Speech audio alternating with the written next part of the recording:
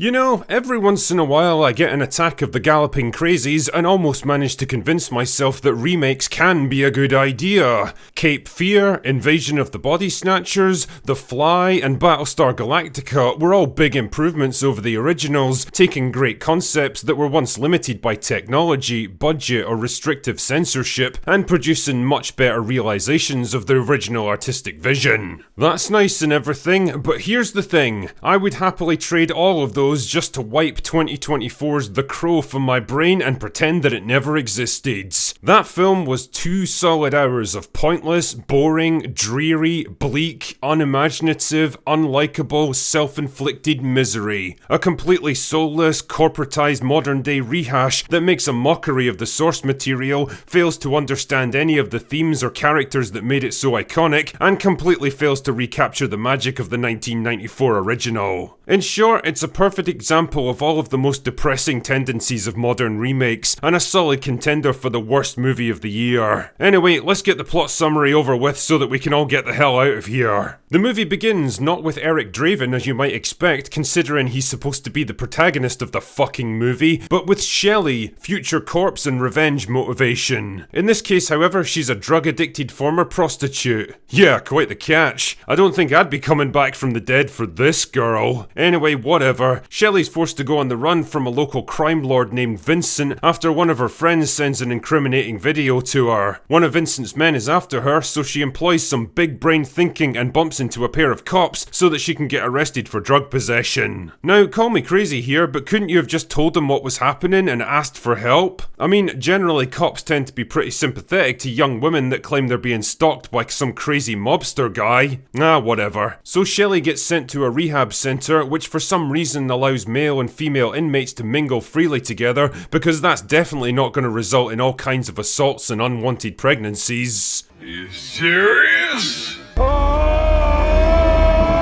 And that is where she meets and befriends Eric, an absolute pussy that gets bullied and victimized by practically everyone in the place. Anyway, when Vincent's right hand, woman shows up looking for Shelley, they're forced to escape together. Because Eric knows exactly how to get out of there, which kinda makes you wonder why he's never escaped before now, but whatever. So they get out and they start a relationship together, and this is where the movie goes from borderline tolerable to completely tedious. The next 30 minutes or so are nothing but a series of excruciating dates and weirdly protracted love scenes between a completely unlikable pussy and a woman with all the charm and appeal of a greasy doner kebab that's been lying on a stone cold pavement all night. And do not ask me how I know that. We've all done things we're not proud of, okay? Thankfully though, Vincent's goons eventually show up and put the two of them out of my misery, only for Eric to get resurrected by this weird arsehole named Kronos, who demands that he kill Vincent. See, it turns out that Vincent made a deal with the devil to live forever, and Kronos isn't too happy about it. So if Eric can kill him, then he'll get Shelley back and the two of them can live happily ever after. Yay. Now, you might think after all this tedious bullshit that it's finally crowing time, but nah, Eric's still a useless pussy who cries all the time. The only difference is that he can't die now, and any injuries heal up within seconds because he's powered by love or something. Oh, come on! Jesus, what is this, a Disney movie? Anyway, despite all these supernatural advantages, he still manages to fuck up to such a degree that even Kronos gives up and tells him to piss off, because Shelley's getting sent to hell now. Oh no.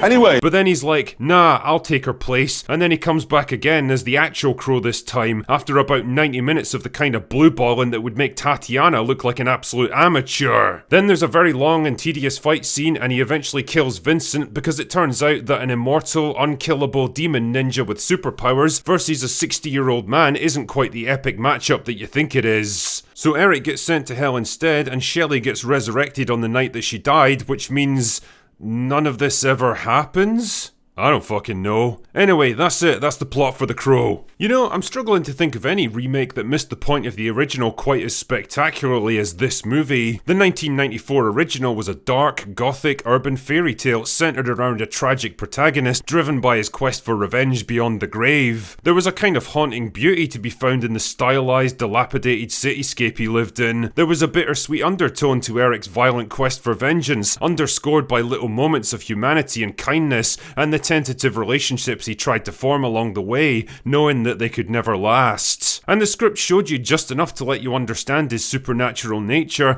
but restrained enough to hold back and keep a lot of things ambiguous and mysterious. It was actually a very thoughtful, well-balanced and well-made movie that was way ahead of its time, and aside from some janky visual effects, still holds up pretty well even today. The remake, on the other hand, is just a grimy, violent, depressingly bleak and empty exercise in stupidity. There's no soul to this film and no point to it. It feels like a movie made to order, assembled from stock ingredients to retain the IP rights or fill a release quota, instead of some passion project that anyone was particularly driven to make. The decision to focus so much of the narrative on Shelley and Eric's relationship is probably the first and biggest misstep, but it's definitely not the last. Shelley was never really important as a character in the original movie. In fact, she was already fucking dead when the film opens, and we only really get to see her in a couple of brief flashbacks. And you know what? That's perfect for a film like The Crow, because it's Eric's love for Shelley and his quest for revenge that drives the narrative, rather than Shelley as an actual person. She's a symbol for doomed love, lost innocence, and missed opportunities. The Shelley in this movie, though, is kind of overbearing and annoying. She always takes the lead in every situation, while Eric follows her like a lost puppy. She spouts the kind of cringe dialogue that feels like it was written by an edgy 13-year-old Tumblr author, and having her played by some fucking R&B singer who's never acted in anything before was a bold choice, Cotton. It just didn't pay off for anyone, though. Eric, on the other hand, comes across as a complete pussy who spends most of the movie crying and sulking, and he's played by a horribly miscast Bill Skarsgård. I mean, Brandon Lee was always going to be a tough act to follow, and it's not like Skarsgård is a bad actor generally, but he feels lost in a role that doesn't seem to know what it wants from him. He's got no chemistry with Shelley, he kind of meanders through the bulk of the movie like he's ashamed to be there, and he only really seems to come alive during the fight scenes. Yeah, the movie's definitely gory and violent, which is always nice to see, but it feels perfunctory instead of meaningful. There's no emotional release as Eric takes revenge on the people who destroyed his life. It's just a guy going through some highly choreographed action scenes because he can. Danny Huston is another talented actor delivering another adequate performance in a role that doesn't really deserve him. Michael Wincott's top dollar from the original movie was a fucking brilliant antagonist, menacing and eloquent and cool, but Vincent just feels bland and forgettable by comparison. Ultimately, the question I keep asking myself about The Crow is, why was this movie even made? Who was it made for? And what did they even expect to get from it? The Brandon Lee movie was about as good as a film like this is ever going to get. You're not going to improve on it, and you're not going to add a different perspective by rehashing the same story again, so